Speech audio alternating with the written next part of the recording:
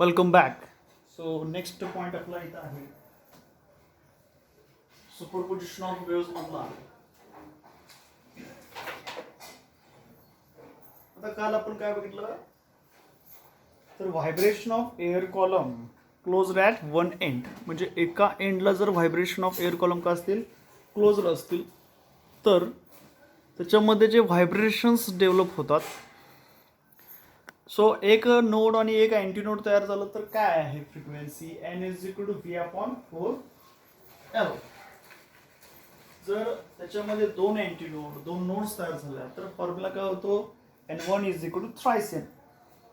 आणि त्याच्यामध्ये परत समजा तीन नोड तीन अँटी नोड्स डेव्हलप झाले तर फॉर्म्युला आपला काय होतो N2 is equal to 5N. याचा अर्थ काय आहे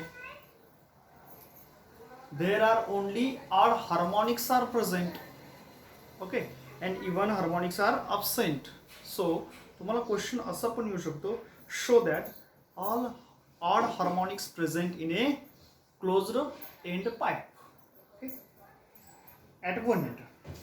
तर हेच एक्सप्रेशन लिहायचं किंवा असंही एक्सप्रेशन येऊ शकतं obtain and expression for the different frequencies in a pipe which is closed at one end.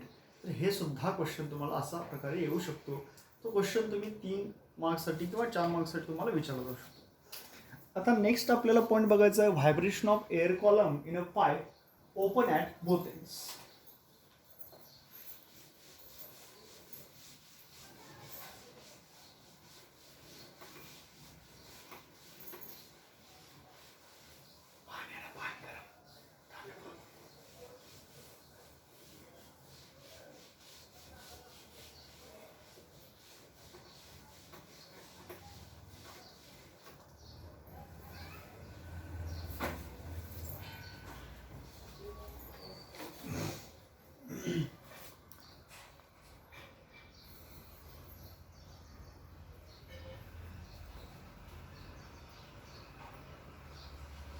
काल आपण पाहिलेलं होतं vibration of air column in a pipe close at one end. आज नेक्स्ट जो आपला पॉइंट आहे तो आहे vibration of air column in a pipe open at both ends.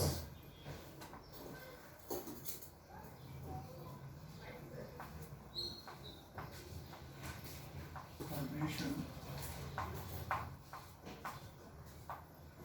of air column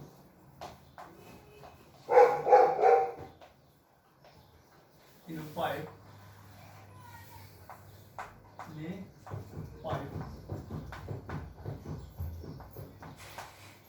open at both ends. Open at both ends.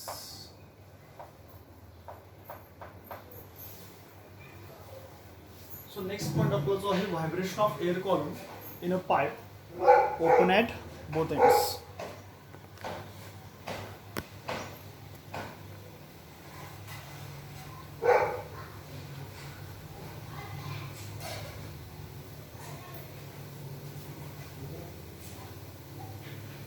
त्याच्या figure draw करू आपण.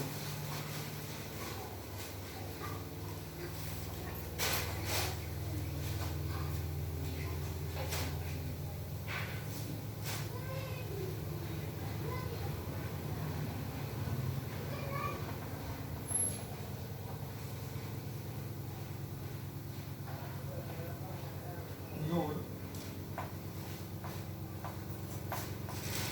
या ठिकाणी घेतो अँटी नोड. इथं आहे ती लेंथ L आणि इथं आहे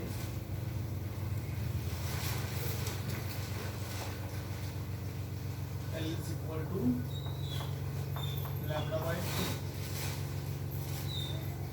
आणि इथं पण काय तयार होतो अँटी. सो याला आपण म्हणू फिगर नंबर ए. याला काय म्हटलं फिगर नंबर ए. इसे हम ए फर्स्ट फिगर कहते हैं. फिगर ए असं म्हटलं आपण याला.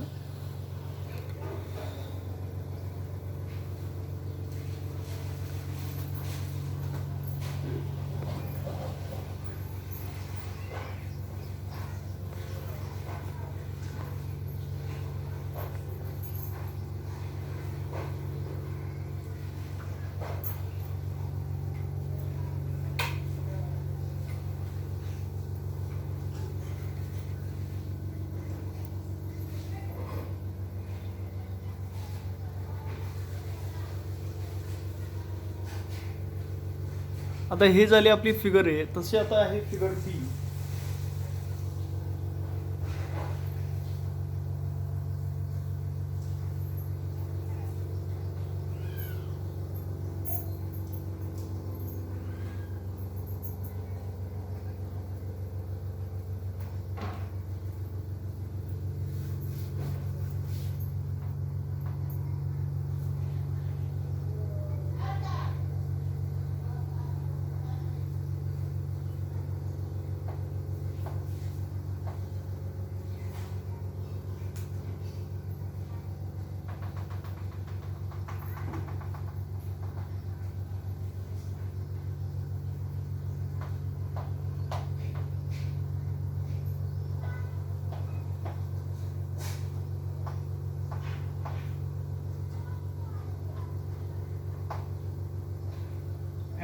अँटीनोड 3 तयार झाले आणि 2 नोड्स. सो याची लेंथ आहे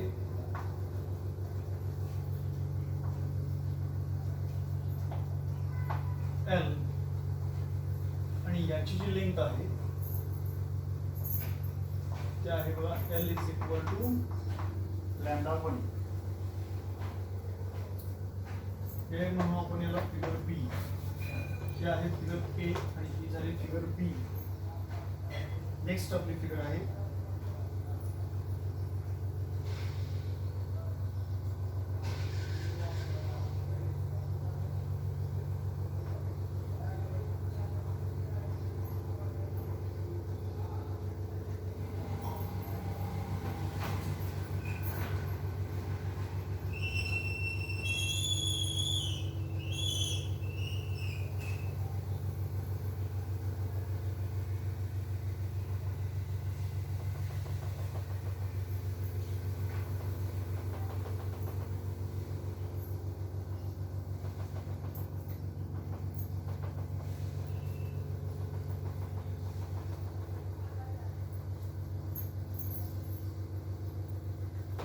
इथं आहे अँटीनोड. अगेन इथं पण आहे antinode.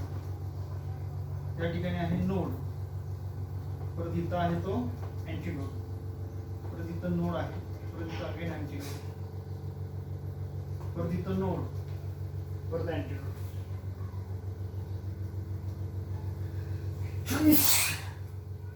Antinode node antinode node antinode node again antinode. हे काय झालं त्याचं रिस्पेक्टिव्ह पॅटर्न फॉर्म होतो. सो ही जी लेंथ आहे स्मॉल एल आणि इकडची जी लेंथ आहे capital L is equal to twice lambda 2 divide by. So याच्यामध्ये आपल्याला बघायचं आहे vibration of air column in a pipe open at both ends.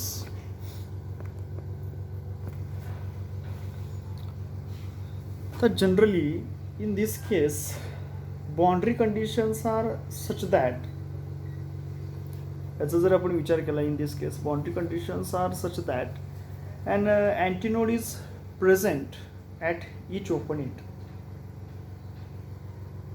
When a source of sound like a tinning fork is held near one end of the pipe, it sends the waves inside the pipe even though both the ends of the pipe are open. So the air inside the pipe is still bound by the wall of the tube. So as a result, the air inside the pipe is little denser than the air outside. When the waves travel to the open end, there is a partial reflection at open end. So partial reflected waves superimpose with the incident waves. Under suitable conditions, stationary waves will be formed. So there is a maximum freedom for motion of an air column at both the ends of a pipe is open at both ends. So suppose a compression produced by a tinning fork travels through the air column. So it gets reflected as a rarefaction at open ends.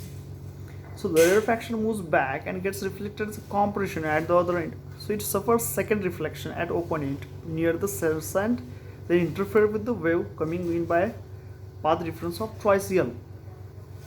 So the different modes of vibration of air column in a pipe at opposite ends are shown in figures. So fundamental tone or mode of vibration of air column. Fundamental tone or mode of vibration of air column open at both ends as shown in figure A. So there are two antinodes at two opponents and one node between them. So length of air column L is equal to lambda by 2, or lambda is equal to twice L. So we know that N is equal to V upon lambda. So V upon twice L. V upon twice into anti correction L plus twice E, and V is equal to twice NL. So this is the fundamental frequency or the first harmonic. So it is the lowest frequency of vibrations. The next possible mode of vibration of air column open at both ends is figure B. So three antinodes and two nodes are formed. So length of air column L is equal to lambda 1. So L1 is equal to L. That is L plus twice E. If N1 and N lambda 1 are frequency and wavelengths of this mode of vibration of air column respectively, then V is equal to N2 lambda 1. So again N1 is equal to V upon L plus twice E. This is the frequency of second harmonic or first whole tone. So in next vibration of air column open at both ends. Similarly manually काय होणार ते वाढत continuously जाणार आहे. So या ठिकाणी आता काय येतं इवन काय येणार आहे इवन हार्मोनिक. ओके ठीक आहे.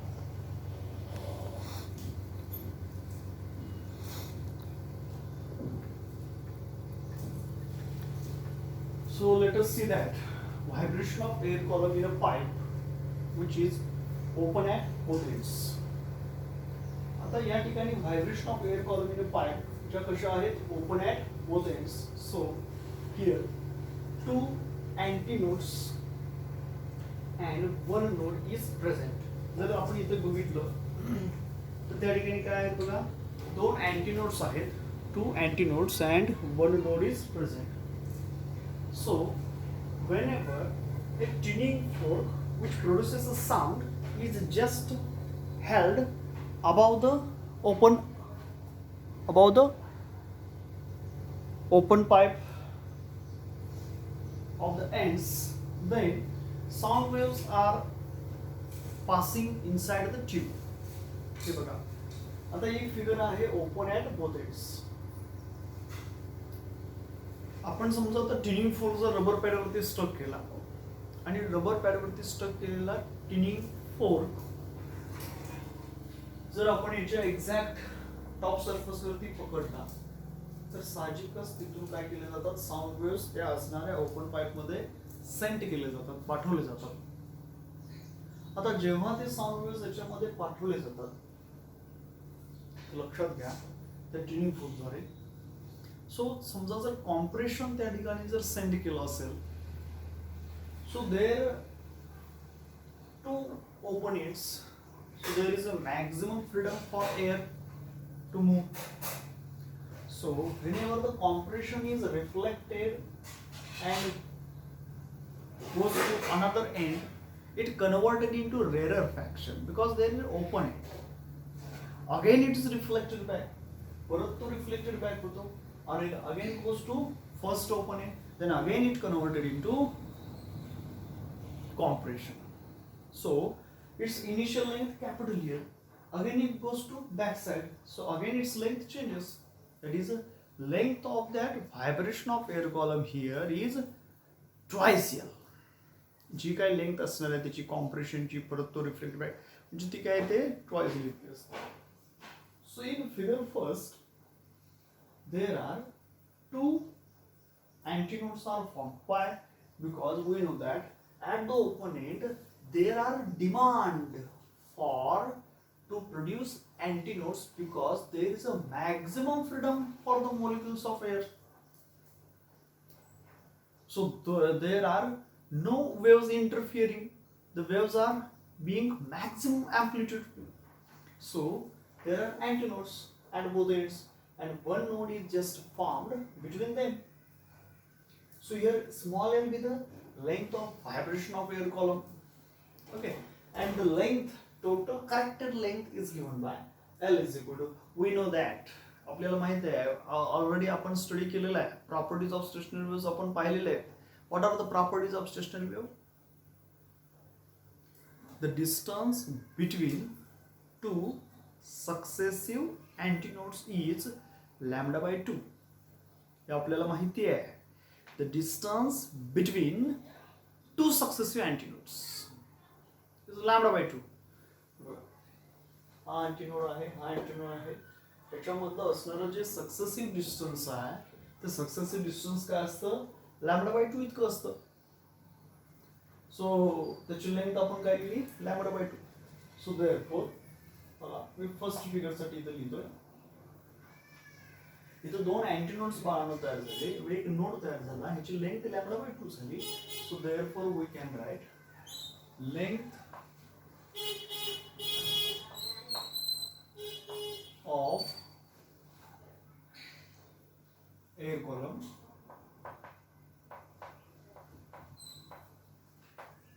is काय आहे सांगा? Length L is equal to lambda upon 2. कशाली लॅम्बडा बाय 2? दोन अँटीनोड, इथं एक अँटीनोड आहे आणि त्यानंतर बघा इथं अँटीनोड आहे. दोन अँटीनोड मधलं असणारं जे डिस्टन्स आहे तेच लॅम्बडा बाय 2 असतं ना. So lambda is equal to हा 2 इकडे जाईल. Lambda is equal to twice. So distance आता काय होईल सगळा? Lambda is equal to wavelength lambda is equal to twice. We know that the relation between velocity and frequency v is equal to n lambda.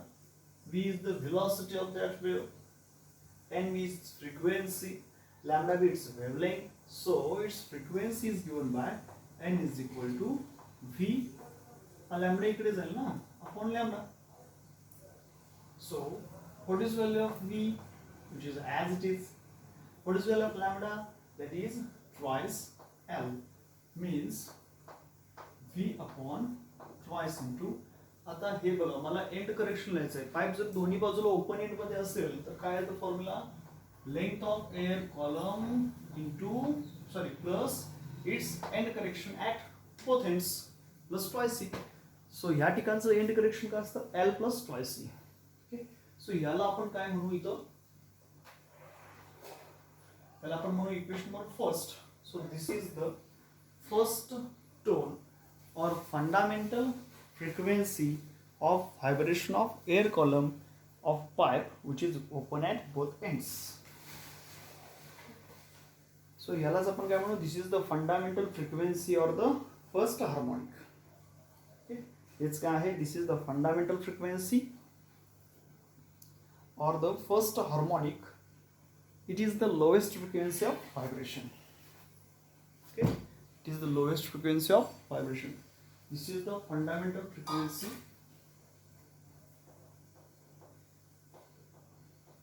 This is the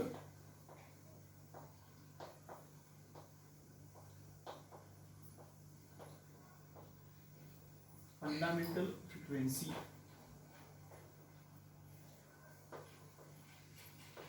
Fundamental frequency of vibration.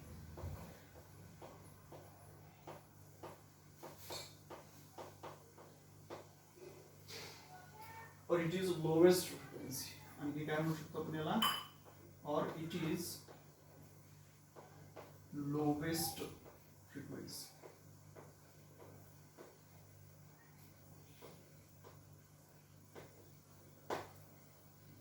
त्यालाच आपण fundamental frequency of vibration म्हणू शकतो किंवा काय म्हणू शकतो? Lowest frequency असं म्हणू शकतो. ओके. ठीक आहे. आता हे जो फर्स्ट पॉइंट आहे तो मी अनेकदा तुमच्याशी चर्चा करतो. हे बघा आता फर्स्ट डायग्राम तुम्हाला सगळ्यांनी दिसते.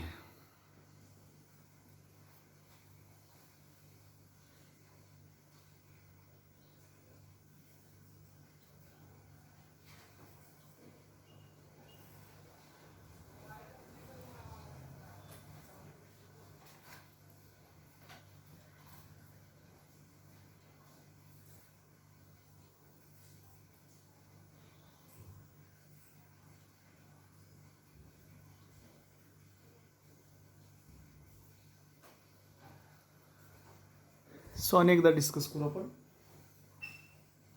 काय म्हटलं बघा, आता ओपन ॲट बोथ एंड्स ही जर तुम्ही पाईप जर पाहिली बच्चे, बच्चे पार्टी लक्ष द्या. तर इथे किती ओपन आहेत, 1 आणि 2, म्हणजे साहजिकच इथं 2 अँटीनोड तयार झाले, मध्ये नोड तयार झाला. लेंथ λ/2. ओके, सो त्याच्यानुसार बघा length of air column L is equal to काय घेतली, λ/2. So lambda is equal to twice L. So again we know that V is equal to lambda. So N is equal to V upon lambda. So V upon twice L, V upon 2 into L plus twice C. So this is the fundamental frequency of vibration. Lambda is equal to twice L झालं. आपल्याला relation माहिती आहे, V म्हणजे lambda. So N म्हणजे frequency काढायची ना. So N ला तसाच ठेवा, हा लॅम्बडा इकडेच आहे. बरोबर आहे का? हॅलो प्रीतम, प्रणव, बरोबर आहे का बाळांनो? बाकीच्या मुली कोण, ईशा, स्नेहा. ओके, व्हॉट्सअपमध्ये काय अडचण असेल तर विचारत जावा, येस नो मला सांगत जावा. आणि खूप मुलं आहेत. So n is equal to v upon lambda, v as it is. लॅम्बडाची व्हॅल्यू काय असणार आहे बघा, twice L. So v upon 2 into L ची किंमत काय, एल प्लस ट्वाइस. सो आता आपण सेकंड मोडकडे जाणार आहे. सेकंड मोड. सो आता बघा सेकंड मोड म्हणजे इथंच डायग्राम त्याची आहे. आता इथं किती तयार झालेले आहेत, सो देयर आर 1, 2 और 3. So there are 3 antinodes and 2 nodes. 2 end असल्यामुळे 2 अँटीनोड साहजिकच झाले. 2 अँटीनोड बरोबर असतानाच इथं नोड 2 तयार झाले आणि आणखीन एक अँटीनोड मध्ये तयार झाला. 2 नोड असतील तर मध्ये एक अँटीनोड तयार होतो. So this the mode of vibration. आता हे आपण असं डेव्हलप करायचं, हे लक्षात ठेवा. The next mode of vibration is such that there are 3 antinodes and 2 nodes. So therefore याची लेंथ कशी काढणार मी तुम्हाला ऑलरेडी सांगितलेली आहे. 2 सक्सेसिव्ह अँटीनोड मधलं असणारं डिस्टन्स काय असतं बघा, 2 सक्सेसिव्ह अँटीनोड मधलं असणारं डिस्टन्स λ/2. दिसते का तुम्हाला? ओके, एक थोडंसं हां. 2 सक्सेसिव्ह अँटीनोड मधलं डिस्टन्स काय असणार आहे, याच्या आणि याच्यामधलं डिस्टन्स काय असणार आहे, λ/2 प्लस परत हा अँटीनोड आणि हा अँटीनोड याच्यामधलं डिस्टन्स काय असणार आहे, λ/2. हा 2 काय असेल, common. Lambda plus lambda 2 lambda, 2 cancel म्हणजे राहील काय फक्त बघा लॅम्बडा. म्हणून L is equal to lambda. आता हे पहिल्या याच्यापेक्षा हा वेगळा आहे म्हणून लॅम्बडा पण म्हटलं, म्हणून आपण याला काय म्हटलं, lambda. So L is equal काय बघा इथं लॅम्बडा 1. म्हणून मी काय लिहू शकतो, L is equal to lambda 1 लिहिला.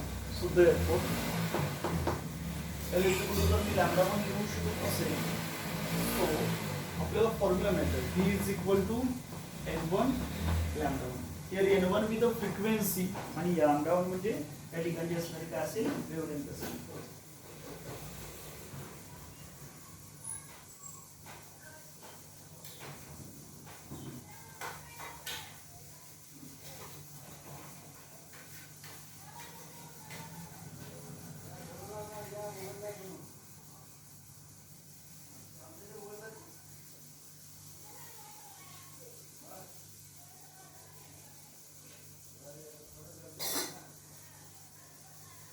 सो काय फॉर्म झालं बघा, सॉरी एकच मिनिट. हां, N1 लॅम्बडा 1 हे आपण असं लिहू शकतो. सो देअरफॉर याचा अर्थ बघा, आता इथं काय काय लिहू शकतो आपण. So N1 is equal to, तर V is equal N1 lambda 1 आपण लिहिलं. सो N1 इज काय होणार बघा, V upon lambda 1. So N1 is equal to काय होणार बघा, V upon lambda 1. So therefore N1 is equal to V as it is. lambda 1 ची व्हॅल्यू काय आहे, नुसता L आहे. lambda 1 ची व्हॅल्यू काय आहे, नुसताच L आहे. सो मी इथं काय करतो, त्याच्या डिनॉमिनेटरला पण आणि त्याच्या न्यूमरेटरला पण 2 न मल्टिप्लाय करतो. ओके, म्हणजे मी इथं 2 न मल्टिप्लाय करतो, twice P upon twice L. 2 न गुणलं पण आणि 2 न त्याला डिवाइड पण केलं, त्याला मल्टिप्लाय पण केलं, डिवाइड पण केलं, त्यामुळे त्याचा काय अडचण येत नाही ना. So therefore 2 into V upon twice L. 2 into v upon twice l. आता इथे l च्या बदली तुम्ही काय लिहू शकता, small l plus twice e सुद्धा लिहू शकता. But n1 is equal to 2 into, आता जर तुम्ही बघितलं तर v अपॉन 2l जो आहे, v अपॉन 2l जो लिहिलेला आहे, तो v अपॉन 2l म्हणजे इथं आहे बघा, इक्वेशन नंबर 1 आहे. v अपॉन 2l म्हणजेच काय आहे, v अपॉन 2l म्हणजेच n आहे. So n1 is equal to twice n. त्याला आपण म्हटलं equation number 2. So this is the second harmonic. त्यालाच आपण काय म्हणू शकतो, सेकंड हार्मोनिक और first overtone. So this is called as a second harmonic और फर्स्ट ओव्हरटोन. काय n1 is equal to twice n. काय भेटलं आपल्याला, n1 is equal to twice n. So this is the frequency of second harmonic or first overtone. So in next vibration of air column open at both ends, 4 antinodes and 3 nodes are present. बघा आता next पुढं काय दिले बघा, तिकडं लिहू.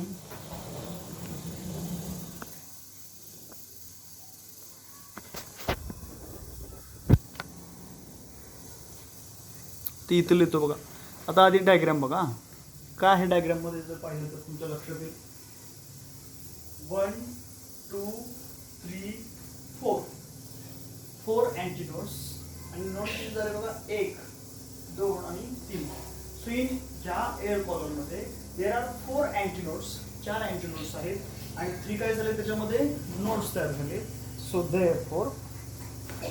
Therefore बघा इकडे आपण लिहू शकतो. सो त्याची लेंथ काय येणार बघा, ते पण बोललो आपण लेंथ बद्दल. 2 successive antinode lambda by 2, again lambda by 2, again lambda by 2. असा किती वेळा लॅम्बडा बाय 2 आला, lambda by 2 plus lambda by 2 plus lambda by 2. कारण की 4 अँटीनोड आहेत. वरच्या 2 मधला लॅम्बडा बाय 2, मधला लॅम्बडा बाय 2 आणि खालच्या 2 मधला लॅम्बडा बाय 2, म्हणजे 3 लॅम्बडा बाय 2 झाला. सो ती त्याची लेंथ आली. So length of vibration of air column, length of vibration of air column L is equal to 3 lambda 2 divided by 2.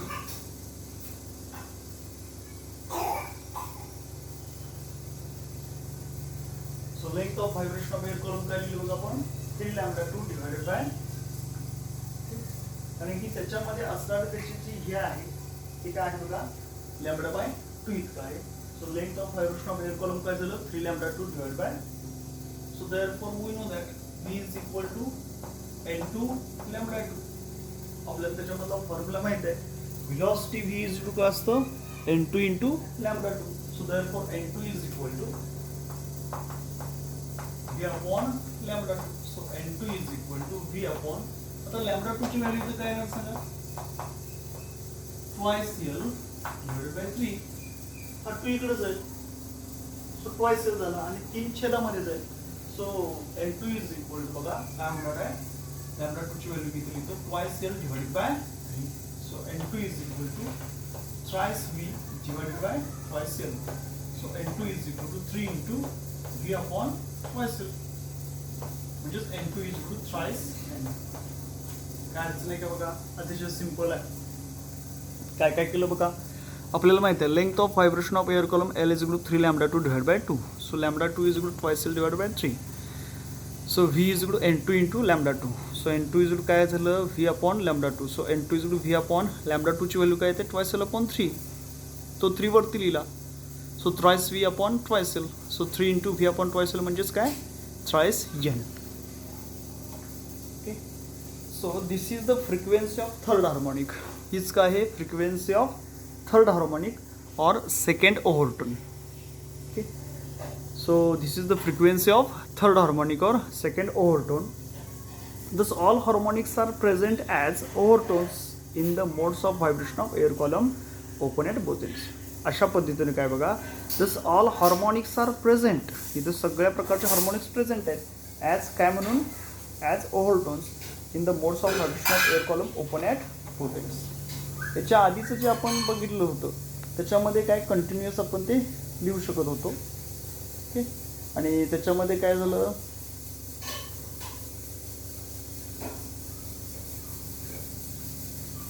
So त्याच्यामध्ये पाईप क्लोज ॲट वन एंडमध्ये only odd harmonics are present होते आणि your harmonic absent होते. तर इथं दस all harmonics are present. इथं सगळेच हार्मोनिक्स आहेत. Okay, N1 is equal to twice N, N2 is equal to thrice N.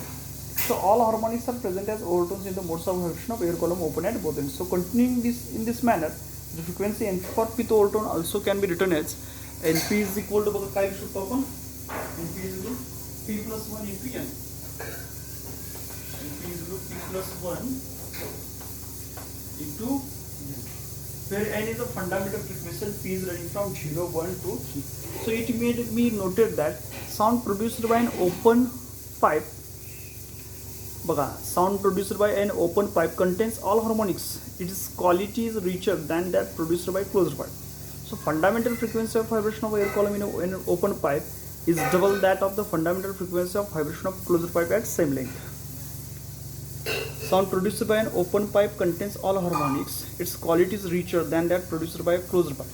So fundamental frequency of vibration of air column in an open pipe is double that of fundamental frequency of vibration in closed pipe.